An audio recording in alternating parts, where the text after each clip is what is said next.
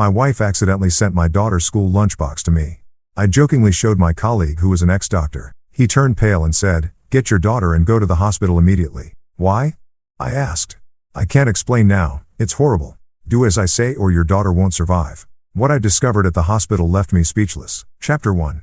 The mix-up. Jonathan Clayton adjusted his tie as he walked through the gleaming corridors of Clayton Industries, the tech consulting firm he'd built from nothing over the past 15 years. At 38, he'd achieved everything he'd dreamed of as a kid from the wrong side of Detroit. Success, respect, and most importantly, a family he'd die for. His phone buzzed with a text from his wife Christy. "Oops. Grabbed your briefcase by mistake. Emma's lunchbox is in your car." "Sorry, honey." Jonathan chuckled, shaking his head.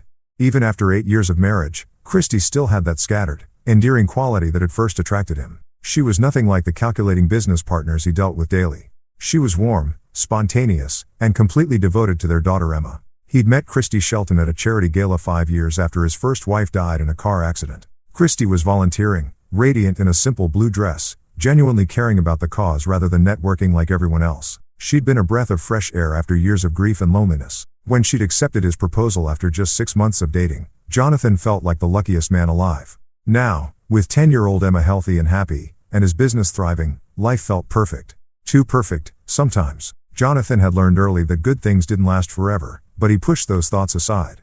This was different. This was his family. "Mr. Clayton?" His assistant knocked on his office door. "Your 11 o'clock is here.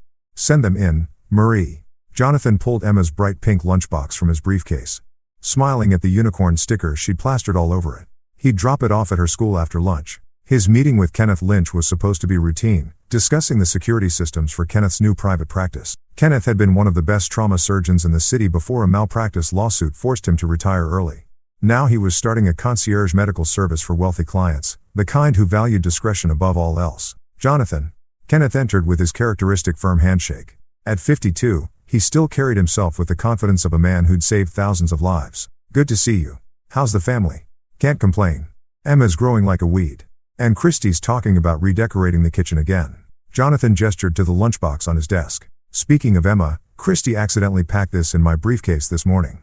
Kenneth's expression changed instantly. The color drained from his face as he stared at the lunchbox, his hands trembling slightly. The transformation was so dramatic that Jonathan felt a chill run down his spine. "Kenneth? What's wrong?" Kenneth stepped closer to the desk, his medical training kicking in as he examined the lunchbox without touching it. "Jonathan, I need you to listen to me very carefully. Don't let anyone else touch this. Don't open it. We need to get Emma and go to the hospital immediately." "What are you talking about?" "It's just a lunchbox. I can't explain everything right now, but your daughter's life may be in danger. That residue around the zipper, I've seen it before. It's not food. Trust me, Jonathan. I may have lost my license, but I haven't lost my ability to recognize poison." The word hit Jonathan like a physical blow. "Poison? That's impossible. Christy packed that lunch this morning. She would never dash." "I'm not accusing anyone yet," Kenneth interrupted, his voice urgent but professional. "But that white crystalline residue? It's consistent with arsenic compounds. Old school poison. Tasteless. Odorless when properly prepared. If someone's been introducing small doses over time."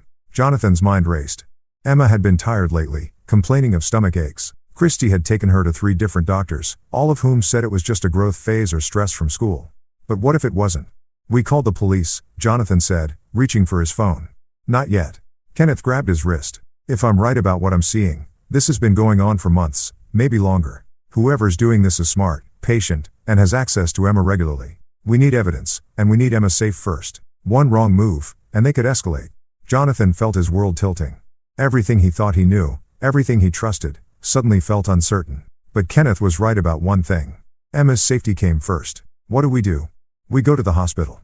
I have a friend in toxicology who owes me a favor. We run blood tests on Emma, have this lunchbox analyzed properly. Once we know for sure what we're dealing with, we plan our next move." Jonathan grabbed his keys, his mind already shifting into the focused, strategic mode that had made him successful in business. But this wasn't about profit margins or market share. This was about his daughter's life. As they headed for the elevator, Jonathan couldn't shake the feeling that his perfect life was about to shatter into a million pieces. And somewhere in the back of his mind, a terrible suspicion was beginning to form, one he wasn't ready to face yet. Chapter 2 The diagnosis Emma Clayton sat on the hospital bed swinging her legs and chattering excitedly about the cool machines in the emergency room. At 10 years old she possessed Jonathan's quick wit and curiosity but thankfully hadn't inherited his tendency to worry about everything. To her this was an adventure. Daddy, why did you come get me from school? Mrs. Peterson said there was a family emergency, but everyone looks fine. Emma's bright eyes darted between Jonathan and Kenneth, who was speaking quietly with Dr. Lynette Levy, the hospital's head of toxicology. Jonathan forced a smile, running his fingers through Emma's dark hair. Just wanted to make sure you're feeling okay, sweetheart. You've been tired lately, remember? Sometimes Daddy worries too much. That's what Mommy always says. Emma giggled. She says you'd wrap me in bubble wrap if you could. The innocent comment hit Jonathan like a dagger. Christy, his loving, devoted wife who fussed over Emma constantly, took her to every doctor's appointment, prepared her meals with obsessive care. The same woman who had packed the lunchbox that Kenneth believed contained poison. Drive. Levy approached with a clipboard and a gentle smile. She was a woman in her early 40s with kind eyes and the demeanor of someone who delivered difficult news many times. Emma, we're going to do some quick tests, okay? Just like when you donate blood at the school blood drive, but even easier. As the medical staff worked efficiently around his daughter, Jonathan's phone buzzed with another text from Christy. How was your meeting with Kenneth? Pick up some milk on the way home. Emma's favorite cereal for tomorrow. Glass of milk. The casual normalcy of the message made Jonathan's stomach turn. Either his wife was an innocent woman going about her daily routine, or she was a sociopath capable of poisoning their daughter while texting about breakfast cereal. Kenneth returned from his conversation with Dr. Levy, his expression grim.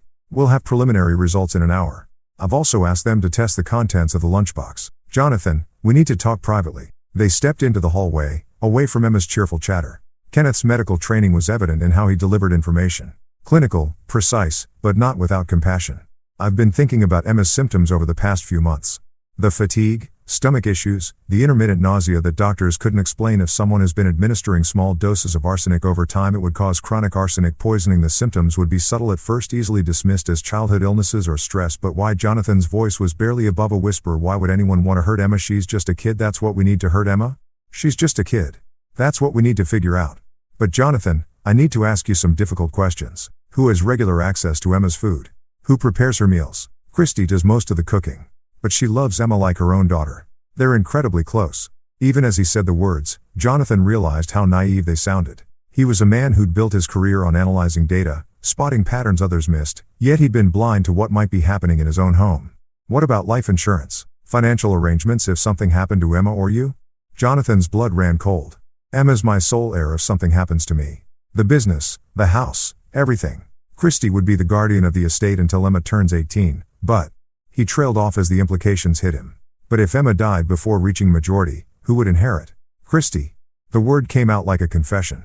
As my wife, she'd inherit everything if Emma wasn't alive to claim it. Kenneth nodded grimly. We're talking about millions, aren't we? Closer to 20 million, between the business valuation and assets. Jonathan felt sick. But Kenneth, you don't understand. Christy isn't some gold digger. She signed a prenup that gives her almost nothing if we divorce. And she's been the perfect stepmother to Emma. She was there for every scraped knee, every school play, every nightmare. The perfect stepmother, Kenneth repeated thoughtfully. Jonathan, in my years as a trauma surgeon, I learned that the most dangerous people are often the ones who appear most caring. They understand how to manipulate trust, how to be above suspicion. Dr. Levy approached with a tablet in her hands, her expression confirming Jonathan's worst fears. Mr. Clayton, I'm afraid we have concerning results. Emma's blood shows elevated levels of arsenic consistent with chronic exposure. The levels aren't immediately life-threatening, but they indicate regular ingestion over several months. The hallway seemed to spin around Jonathan. His perfect family, his beautiful life, it was all built on a lie. Somewhere in his home, someone he trusted had been slowly murdering his daughter. The lunchbox contents also tested positive for arsenic compounds mixed into what appears to be homemade cookies. Dr. Levy continued. We'll need to report this to the authorities and keep Emma under observation. No, the word came out harder than Jonathan intended. Doctor, I appreciate your concern, but I need time to handle this properly. Emma's safety is my priority, but if we involve police now without solid evidence, we risk tipping off whoever's doing this. Kenneth placed a hand on Jonathan's shoulder. He's right, Lynette. If this is domestic, and the perpetrator gets spooked, they might escalate or disappear. We need to be strategic. Dr. Levy looked uncomfortable, but nodded. I can keep Emma for observation under the guise of investigating her chronic fatigue. That gives you maybe 48 hours before I'm legally required to involve Child Protective Services. 48 hours to prove his wife was trying to kill his daughter. 48 hours to protect Emma while gathering evidence that could send Christy to prison for attempted murder. As Jonathan looked through the window at Emma, who was now coloring in a hospital coloring book and humming softly to herself, he felt something cold and determined settle in his chest. The loving husband and father was still there, but underneath, the ruthless businessman who'd clawed his way out of poverty was awakening. Christy had made a fatal mistake. She'd threatened his daughter. And Jonathan Clayton never lost when something truly mattered. Chapter 3, the investigation begins. Jonathan sat in his BMW outside Emma's school, watching other parents pick up their children. Normal parents with normal problems. Homework battles, soccer practice, what to make for dinner. He envied them their ignorant bliss. His phone showed 3 missed calls from Christy and a string of increasingly worried texts. Where are you guys? Emma's not at school. Jonathan, please call me back. I'm scared. The school said you picked Emma up for a medical emergency? Call me now. He'd have to face her soon, but first he needed to understand what he was dealing with. Kenneth had been right about being strategic. If Christy was guilty, she was intelligent enough to have covered her tracks carefully. He needed evidence, not suspicions. His phone rang. Kenneth. I'm at my old hospital running the blood work through additional tests, Kenneth said without preamble. Jonathan, this is worse than we thought. The arsenic levels suggest administration over at least 6 months, possibly longer. This isn't impulsive. This is planned, methodical murder. 6 months. Jonathan's grip tightened on the steering wheel. 6 months ago was when Christy had suggested they increase Emma's life insurance policy. Just to be safe, she'd said, given your family history of heart disease. There's something else. I had a friend in the ME's office pull some records. Do you remember Christy's first husband? Jonathan's blood chilled. She told me he died of a heart attack. She was widowed when we met. Gerald Shelton, age 34, died of sudden cardiac arrest. But here's the interesting part. Cardiac arrest can be induced by arsenic poisoning if administered in larger doses. The symptoms mimic heart failure. The pieces were falling into place with horrifying clarity. She's done this before. It gets worse. Gerald had a substantial life insurance policy. Christy collected $200,000 after his death. No autopsy was performed because he'd been seeing a cardiologist for chest pains in the weeks before his death. Jonathan closed his eyes, remembering how Christy had tearfully told him about her first husband's sudden death, how she'd been so young and scared. He'd held her as she cried, promised her she'd never have to face loss alone again. I've been such a fool, he whispered. No, you've been a loving husband and father. She's good at this, Jonathan. Probably been perfecting her technique for years. But she made a mistake with Emma. Arsenic poisoning in children presents differently than adults. The symptoms were harder to mask. Jonathan's phone buzzed with an incoming call from Christy. He declined it, his mind racing through the implications. Kenneth, if she's been poisoning Emma for 6 months, why accelerate now? Maybe she's getting impatient. Maybe she's worried about being caught. Or maybe she's planning to move on to you next and needs Emma out of the way first. The thought sent ice through Jonathan's veins. How many nights had Christy brought him coffee in bed? How many home-cooked meals had he praised her for? How many times had he thanked God for bringing such a caring woman into his and Emma's lives? I need to get home, Jonathan said. Play the concerned husband and father. But first, I need you to help me with something. Anything. I want surveillance equipment, cameras, recording devices. I need to document everything she does from now on. And I need it tonight. Jonathan, that's risky. If she finds the equipment, she won't. I've been installing security systems for 15 years. I know how to hide cameras. But I need more than that. I need to understand her entire plan. 20 minutes later, Jonathan walked through the front door of his suburban home, a monument to everything he'd worked to build. The hardwood floors Christy had insisted on, the kitchen island where she prepared family meals, the family photos lining the hallway. It all felt like stage dressing for an elaborate performance. Jonathan. Thank God.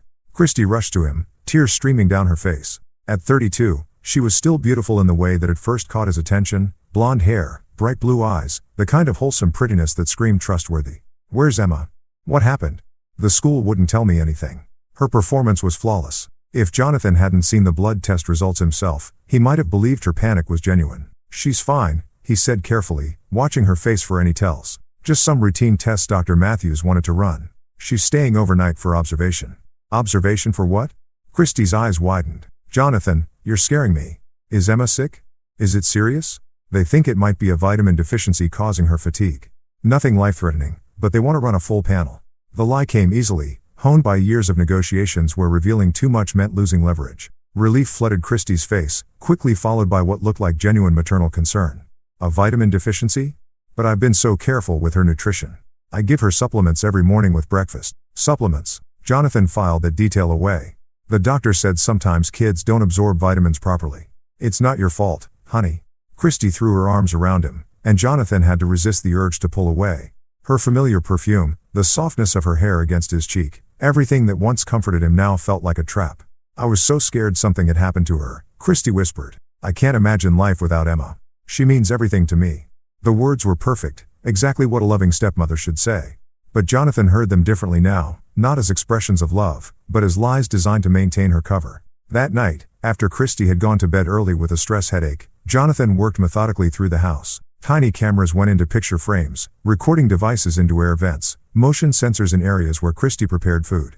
By morning, every room would be under surveillance. He saved Emma's room for last. Standing in the doorway, looking at the bed where his daughter should be sleeping safely, Jonathan felt a rage unlike anything he'd ever experienced. Christy hadn't just betrayed him, she'd threatened the only thing in his life that mattered more than breathing. As he installed the final camera behind Emma's bookshelf, Jonathan made a silent promise to his daughter. Christy thought she was dealing with a grieving widower, desperate for companionship and easily manipulated. She had no idea she'd chosen to prey on someone who'd fought his way out of poverty through sheer determination and strategic thinking. The loving husband act would continue until he had enough evidence to destroy her completely. But underneath, Jonathan Clayton was preparing for war. Chapter 4, Gathering Evidence. The next morning, Jonathan sat across from Christy at their breakfast table, studying the woman he'd shared a bed with for 8 years. She moved through her morning routine with practiced efficiency, coffee brewing, eggs frying, toast browning to perfection.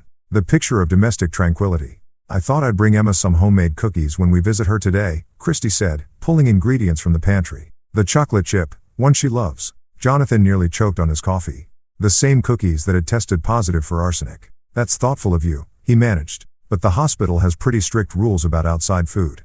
Something about allergies and contamination. Oh, Christy's hand froze on the flour canister for just a fraction of a second. Of course. I should have thought of that. The micro-expression was so brief that Jonathan might have missed it if he hadn't been watching carefully. Disappointment. Frustration. The look of someone whose plan had been thwarted. Maybe we could stop at the gift shop instead, Jonathan suggested. Get her some magazines or a stuffed animal. Christy's smile returned instantly. Perfect idea. You know how much she loves those silly unicorn toys. After breakfast, Jonathan kissed Christy goodbye and headed to the office, leaving her to her daily routine. But instead of going to Clayton Industries, he drove to a parking garage 6 blocks away where Kenneth was waiting with a laptop and surveillance equipment. The cameras are active, Jonathan said, settling into the passenger seat of Kenneth's sedan. We should be able to monitor everything she does. Kenneth pulled up the surveillance feed on his laptop. Multiple screens showed different angles of the Clayton house, kitchen, living room, Emma's bedroom, even the garage. This feels wrong, spying on your own wife. She's not my wife, Jonathan said grimly. She's a predator who's been living in my house, sleeping in my bed, and slowly murdering my daughter. Whatever feelings I had for the woman, I thought she was died yesterday. On the screen, they watched Christy move through the house, tidying up with mechanical precision. Nothing unusual until she entered Emma's room and sat on the bed, holding one of Emma's stuffed animals. Look at her face, Kenneth murmured. Christy's expression had changed completely. Gone was the warm, maternal smile she always wore around Jonathan and Emma.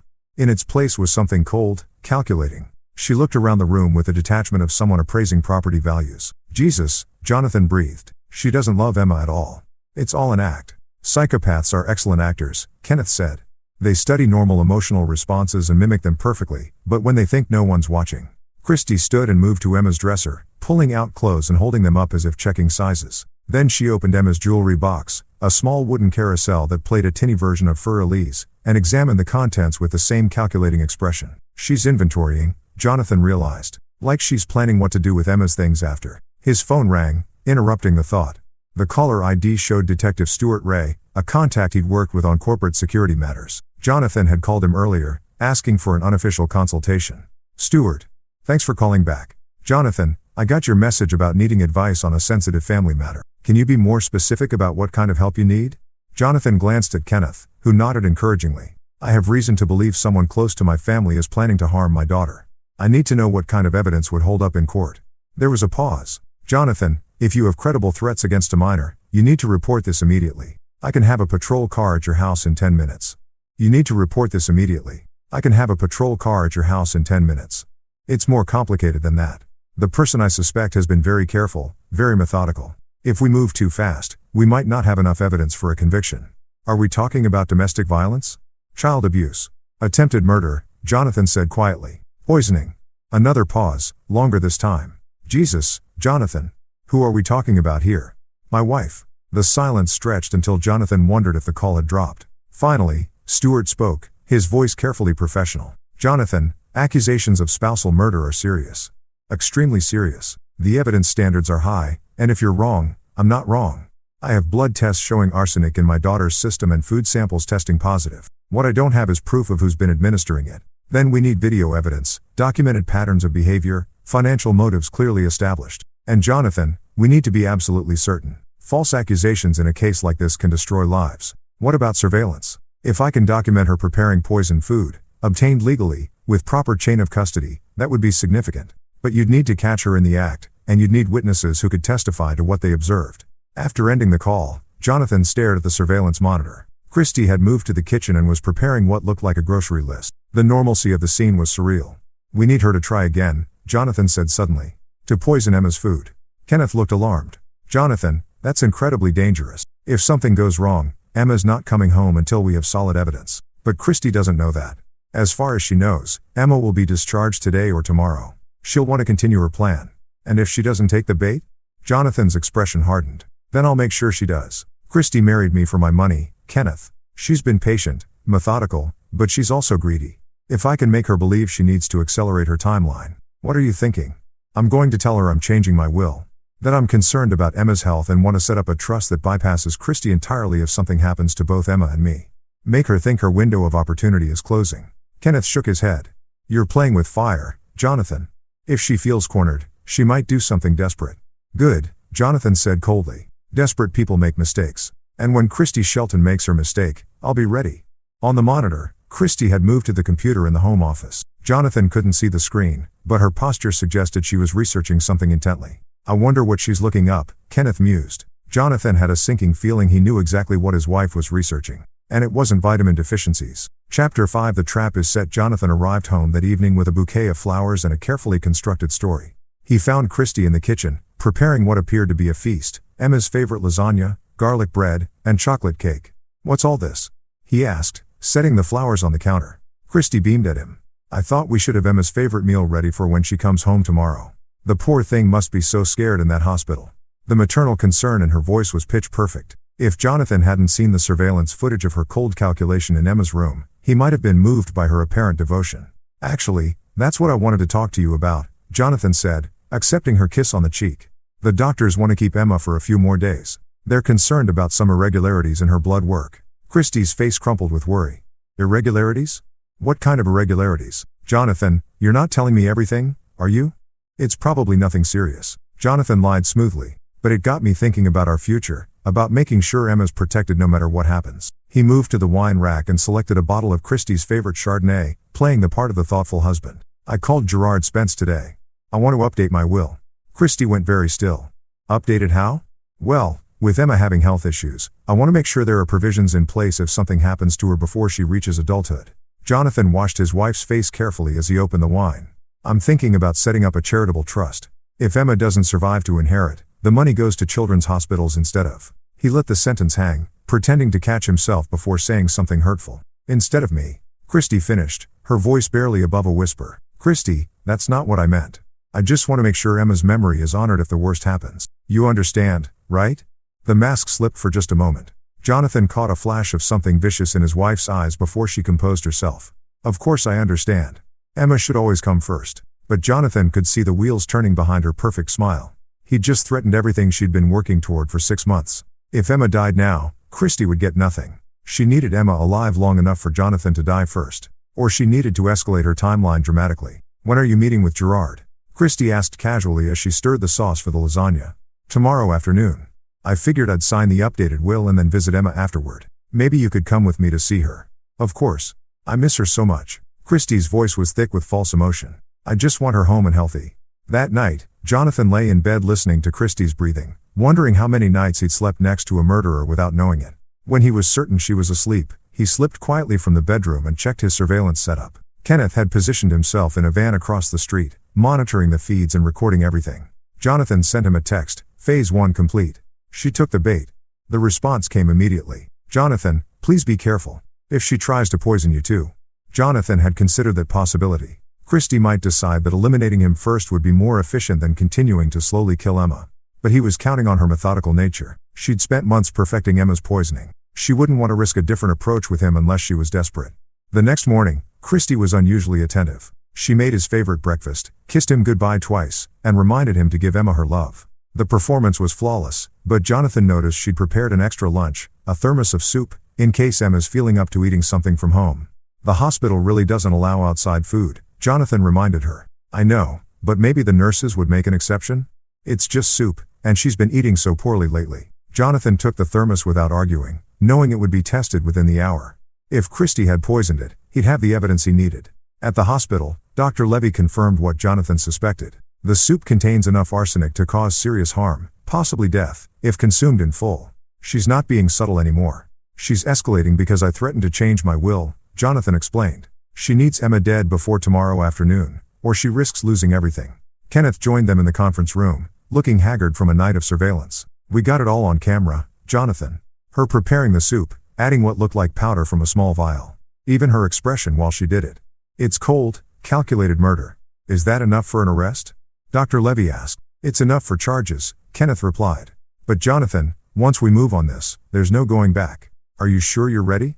Jonathan looked through the window at Emma, who was reading in her hospital bed, completely unaware that her stepmother had been systematically trying to kill her for months. His daughter looked pale and tired, but alive. Safe. I've been ready since the moment I found out what she was doing to Emma, he said quietly. But I want to make sure she can never hurt another child. We need her to confess, to admit what she did to her first husband too.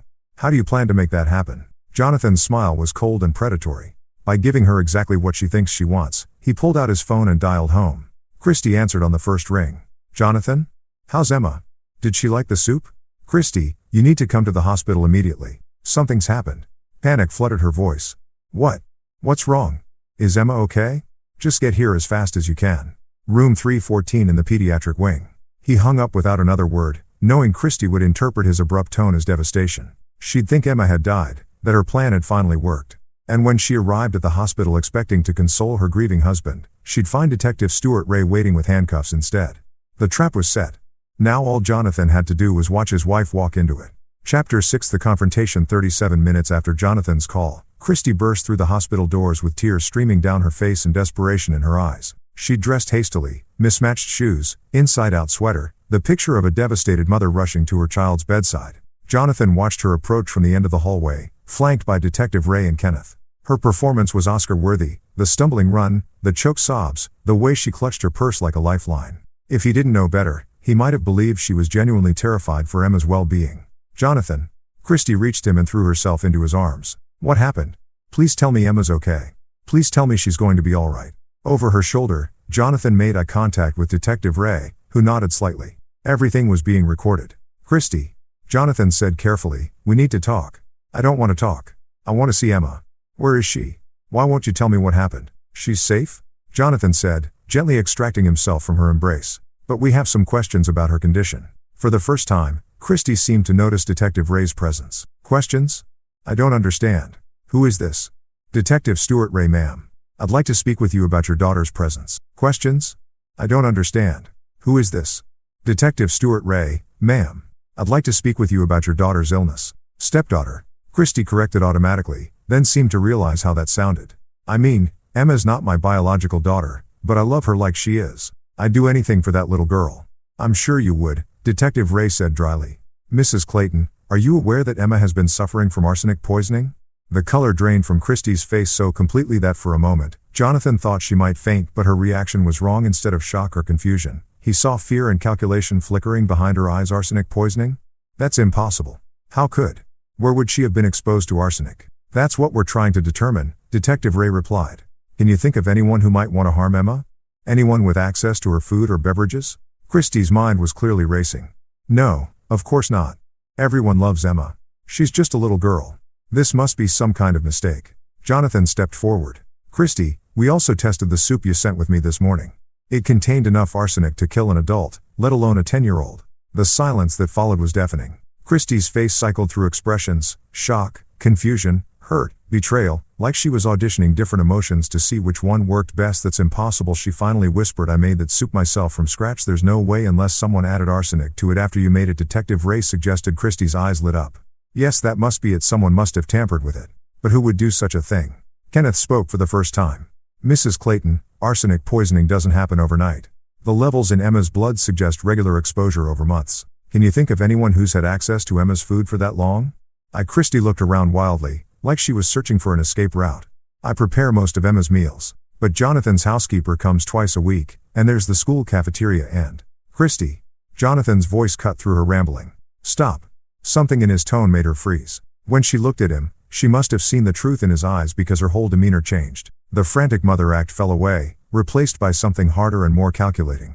You know, she said quietly, I know you've been slowly poisoning my daughter for 6 months. I know you killed your first husband the same way. I know you married me for money and planned to murder both Emma and me to inherit everything.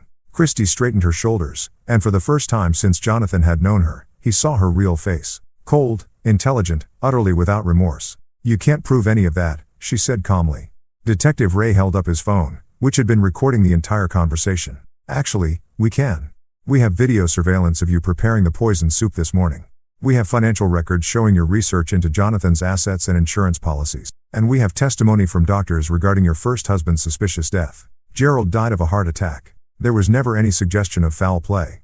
There is now, Kenneth interjected. I had his body exhumed yesterday. The arsenic levels in his hair and bone marrow tell quite a story, Mrs. Clayton. Or should I call you Mrs. Shelton? I notice you never legally changed your name. For the first time, genuine panic flickered in Christy's eyes. But she rallied quickly, turning back to Jonathan with tears that looked almost real. Jonathan, please. You have to believe me. I love Emma. I love you. I would never hurt either of you. You poisoned our daughter, Jonathan said flatly. You fed her cookies laced with arsenic and watched her get sicker every day. You held her when she cried from stomach pain that you caused. That's not. I didn't. You researched arsenic toxicity on our home computer. You purchased white arsenic powder using a fake name and had it delivered to a P.O. box. You've been practicing murder for 6 months, perfecting your technique. Christy's mask finally slipped completely. The tears stopped, her posture straightened, and when she spoke, her voice was ice cold. You think you're so smart, don't you, Jonathan? The brilliant businessman who built an empire from nothing. But you were so easy to manipulate. So desperate for a mother for your precious Emma that you never bothered to check my background thoroughly. Actually, I did, Jonathan replied. After Emma got sick, I had a very thorough investigation done. Christy Shelton doesn't exist, does she? Your real name is Christina Marlowe, and you've been married 3 times before Gerald. 2 of those husbands also died under mysterious circumstances. The shock on Christy's face was genuine this time. That's impossible. I covered my tracks. Not well enough. Did you really think I'd build a successful business by being careless? I know about Robert Martinez in Phoenix, who died of a heart attack at 31. I know about David Kim in Seattle, who had a fatal allergic reaction to shellfish he'd never been allergic to before. I know about the insurance money you collected each time. Detective Ray stepped forward with handcuffs. Christina Marlowe, you're under arrest for attempted murder, conspiracy to commit murder, and suspicion of murder in the deaths of Gerald Shelton, Robert Martinez, and David Kim. As the cuffs clicked into place, Christina, looked at Jonathan with undisguised hatred. You have no idea what you've done, she hissed. Emma will never be safe. I have friends, connections. This isn't over. Jonathan stepped closer, his voice deadly quiet. Yes it is. And if anyone you know so much as looks at my daughter wrong, I'll destroy them the same way I destroyed you. Systematically, completely, and without mercy. As Detective Ray led Christina away, Jonathan felt a hand on his shoulder. Kenneth was smiling grimly. It's over, Jonathan. Emma's safe. Jonathan watched until the elevator doors closed behind the woman who'd shared his bed and his life while plotting to murder his child. The woman he thought he loved had never existed at all. But it wasn't quite over. Christina was right about one thing. She might have connections, people who could threaten Emma's safety in the future. And Jonathan Clayton had never been the kind of man to leave loose ends. Chapter 7. The reckoning. 3 days after Christina's arrest, Jonathan sat in his home office reviewing files that Detective Ray had shared with him off the record. The Christina Marlowe investigation had revealed a network of accomplices, enablers, and potential future victims that ran deeper than anyone had initially suspected. Emma was home now, her color returning as the arsenic slowly left her system. She'd asked surprisingly few questions about Christy's sudden absence, accepting Jonathan's explanation that her stepmother had been sick and needed to go away for treatment. Children, Jonathan had learned, were remarkably adaptable when their world became safer. Kenneth knocked and entered without waiting for permission. Over the past week, their professional relationship had evolved into something approaching friendship, forged in crisis and mutual respect. I've got news, Kenneth said, settling into the chair across from Jonathan's desk. Good and bad. Give me the bad first. Christina's been released on bail. $2 million posted by someone calling themselves M Enterprises. We can't trace the company. It's buried under layers of shell corporations and offshore accounts. Jonathan's jaw tightened. And the good news? Detective Ray's investigation has uncovered at least 6 other women following Christina's exact pattern. False identities, targeting wealthy widowers with children, slowly poisoning family members for inheritance money. It's an organized operation, Jonathan. Christina wasn't working alone. How organized? Kenneth opened his laptop and showed Jonathan a complex diagram of connections. What we're looking at is a sophisticated murder-for-hire network that specializes in long-term infiltration and slow kill methods. They target wealthy men with children, insert operatives as romantic partners, then systematically eliminate heirs and eventually the primary target. Jonathan studied the diagram, his business mind automatically analyzing the structure. It's actually brilliant. Slow poisoning looks like natural illness. Grieving widowers remarry quickly and don't investigate their new wives thoroughly. By the time anyone suspects murder, the operative has disappeared with the insurance money. Christina was one of their best, Kenneth continued. 3 successful operations before you, over $6 million in collected insurance and inheritance money. The network takes a percentage and provides new identities, documentation, and target research. Who runs it? Someone with resources and connections in law enforcement, medicine, and finance. Someone who can forge documents, manipulate autopsy reports, and make people disappear when necessary. Jonathan leaned back in his chair, processing the implications. Christina's threat about having friends suddenly seemed much more credible. Even if she went to prison, the network would remain operational and Emma would always be a potential target.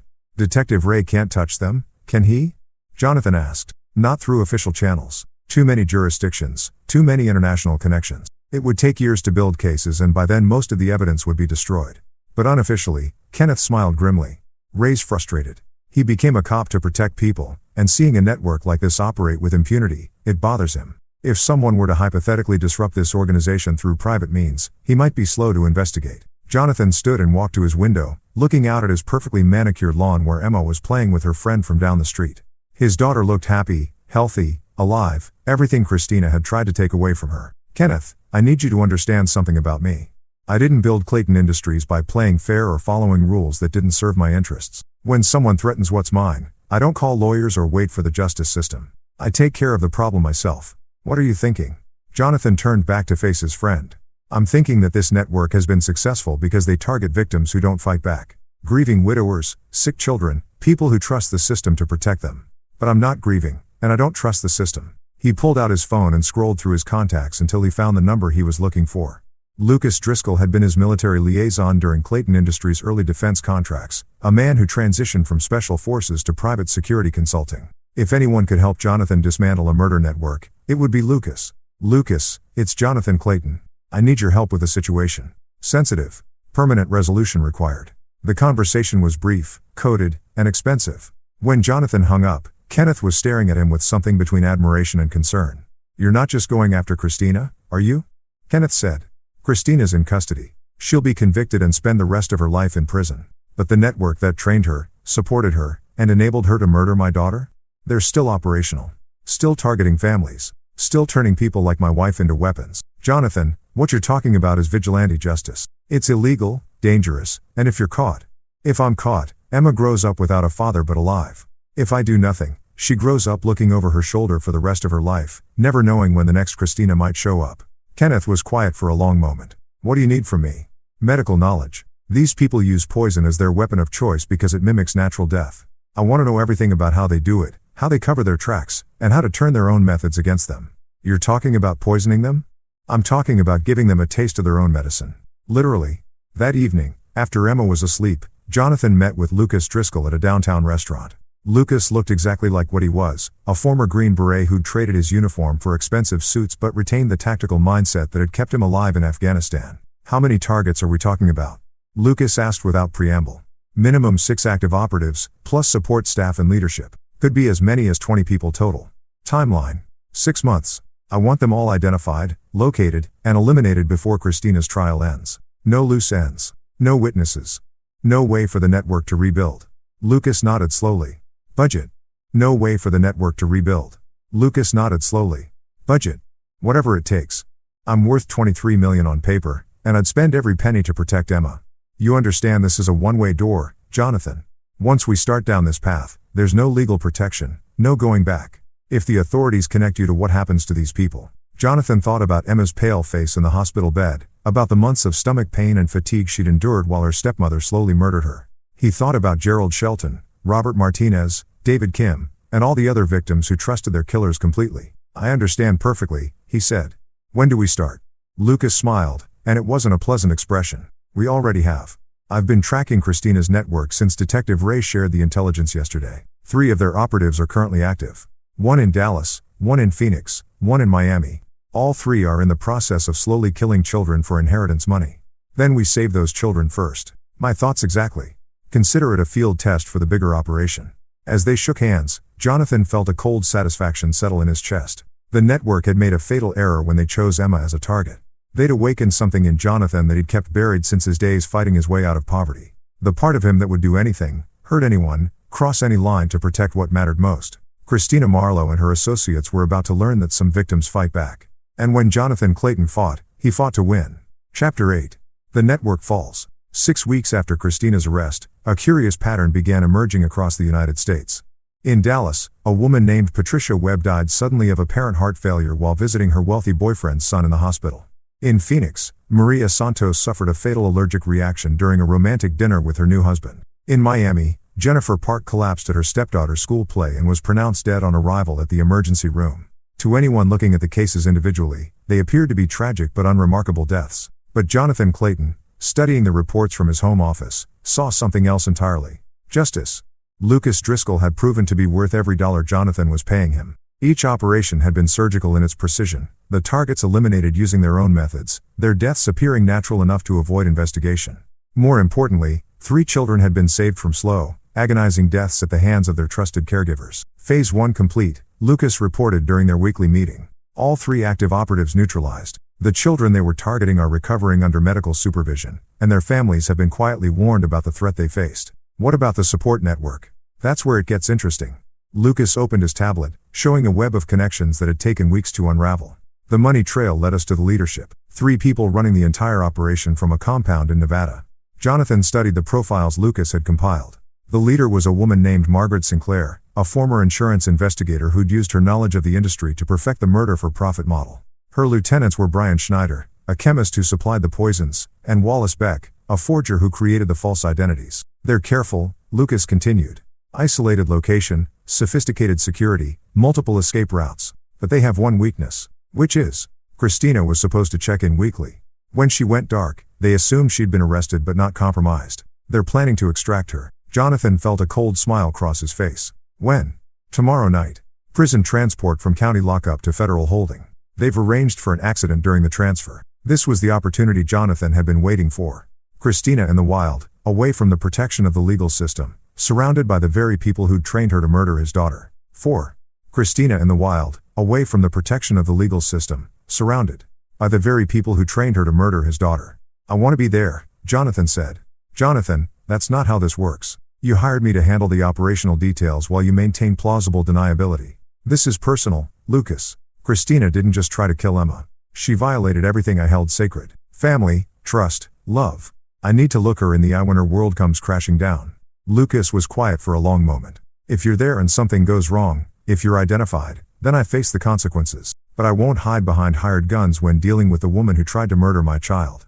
The next evening, Jonathan found himself crouched behind a concrete barrier on a desolate stretch of Highway 40 miles outside the city. Lucas and his team were positioned at strategic points along the road, waiting for the transport vehicle that would never reach its destination. At 9:47 p.m., the prison van appeared, flanked by 2 escort vehicles. Jonathan watched through night vision binoculars as the convoy slowed for what appeared to be a disabled car blocking the roadway.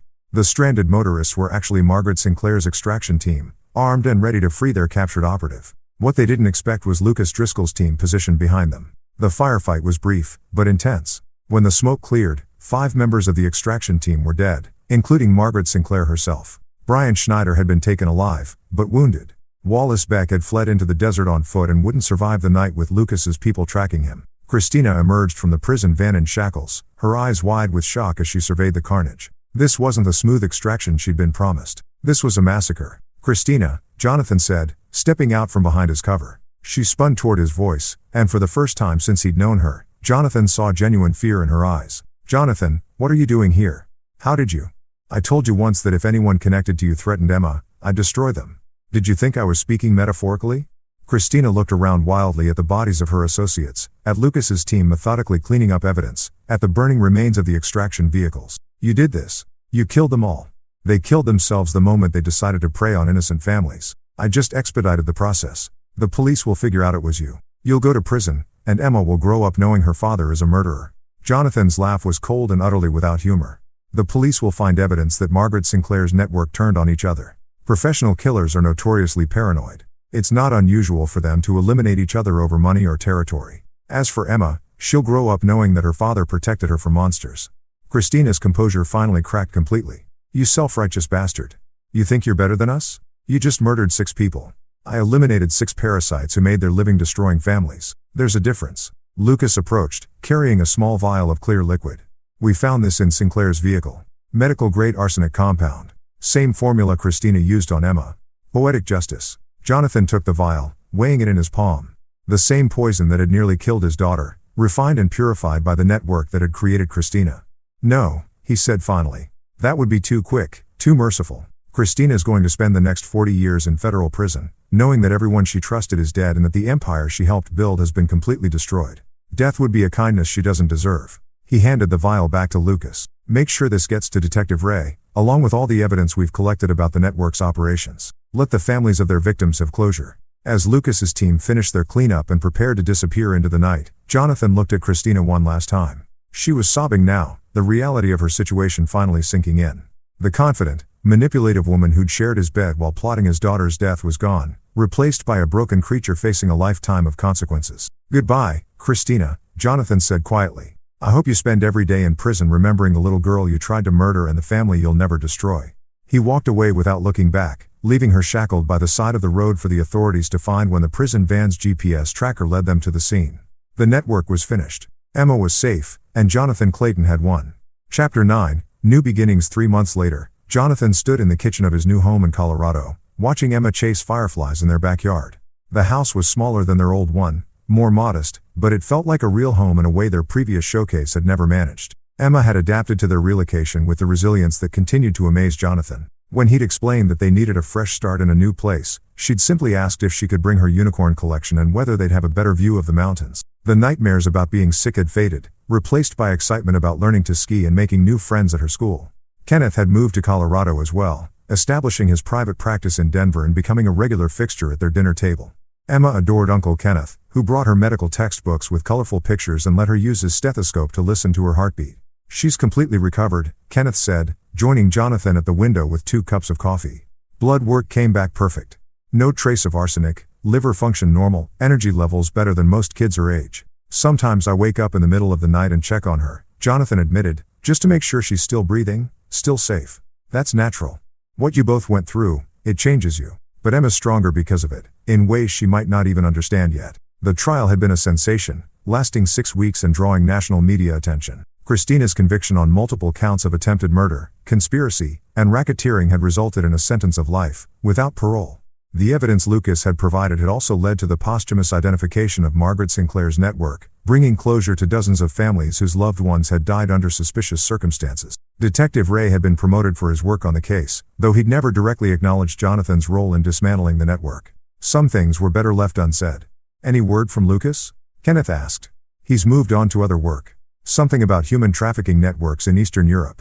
Apparently, there's no shortage of evil in the world that needs addressing. And you're okay with letting him handle it without you? Jonathan considered the question. For months after Christina's conviction, he'd felt restless, unfulfilled. The methodical destruction of her network had awakened something in him, a sense of purpose beyond building wealth and maintaining status. But watching Emma grow stronger and happier every day had gradually shifted his priorities back to where they belonged. I'm a father first, he said finally. Emma needs stability, normalcy, a parent who's present in her life rather than off fighting crusades. There are other people like Lucas who can handle the monsters. My job is to make sure Emma never encounters them in the first place. His phone buzzed with a text message from an unknown number. For a moment, his old paranoia flared. Could there be other network members they'd missed? But the message was innocuous. Mr. Clayton, this is Detective Maria Santos from Phoenix PD. The woman who tried to poison my son is dead, and I understand I have you to thank for saving his life. If you ever need anything at all, you have a friend in Arizona. Similar messages had been arriving for weeks, from grateful parents, law enforcement officers, and even some of Lucas's other contacts. Word had spread through certain circles about what Jonathan had done, earning him a reputation he'd never sought but couldn't entirely disown. "Dad," Emma appeared in the kitchen doorway, grass stains on her jeans, and happiness radiating from every feature. "Can Kenneth stay for dinner? I want to show him the drawing I made of our old house." "Of course he can stay." "What kind of drawing?" Emma's expression grew thoughtful. "It's a picture of me, you, and Christy in front of our house. But I drew a big red X over Christy because she was bad and tried to hurt us." Kenneth and Jonathan exchanged glances over Emma's head. Her therapist had said it was healthy for her to process the betrayal through art, but it was still jarring to hear his 10-year-old daughter speak so matter-of-factly about attempted murder. "Do you miss her at all?" Jonathan asked gently. Emma considered this seriously. "I miss the person I thought she was. The one who made chocolate chip cookies and read me bedtime stories. But that person wasn't real, was she?" "No, sweetheart. That person was just pretend." "Then I don't really miss her." "You can't miss someone who never existed." The simple wisdom in Emma's words struck Jonathan like a revelation. He'd spent months grieving the loss of his marriage, the betrayal of his trust, the destruction of what he thought was a happy family. But Emma was right. The woman he'd mourned had never been real. Christina Marlowe, the loving stepmother, had been an elaborate performance designed to facilitate murder. What he'd lost wasn't love, it was an illusion. What he'd gained was the truth and the unshakable knowledge that he would do anything to protect his daughter. "Dad," Emma's voice pulled him from his thoughts. "Are you okay?" Jonathan knelt down and pulled his daughter into a hug, breathing in the scent of grass and innocence that represented everything good in his world. "I'm perfect, Em. We both are." That night, after Emma had gone to bed and Kenneth had returned to his apartment in Denver, Jonathan sat on his porch looking up at stars that were visible here in a way they'd never been in the city. His phone showed several missed calls from reporters still trying to get interviews about the Black Widow Network case, but he'd stopped returning their calls weeks ago. The story they wanted to tell wasn't the one that mattered. They were fascinated by the murder plots, the conspiracy, the dramatic downfall of a criminal organization. But the real story was simpler. A father had protected his child, no matter the cost. Christina Marlowe was spending her days in federal prison, her network was destroyed, and Emma was safe. More importantly, Emma was happy, healthy, and growing up with the knowledge that she was loved unconditionally. In the end, that was the only victory that mattered. As Jonathan headed inside to check on his daughter one last time before bed, he reflected on how much had changed since that morning when Kenneth had first looked at Emma's lunchbox with horror. The naive businessman who'd trusted completely and loved blindly was gone, replaced by someone harder and more vigilant. But as he watched Emma sleep peacefully, surrounded by stuffed animals and drawings of their new life, Jonathan knew he wouldn't change a thing. The price of protecting his daughter had been steep. His innocence, his trust, perhaps even his soul. But Emma's life, Emma's future, Emma's happiness were worth any sacrifice. The monsters were gone. The family was safe. And Jonathan Clayton had learned that sometimes the greatest love requires the darkest actions. It was a lesson he hoped he'd never have to apply again, but one he'd carry for the rest of his life. When someone threatens your family, you don't call the police, you don't wait for justice, and you don't show mercy. You simply win. This is where our story comes to an end. Share your thoughts in the comments section. Thanks for your time. If you enjoy this story, please subscribe to this channel.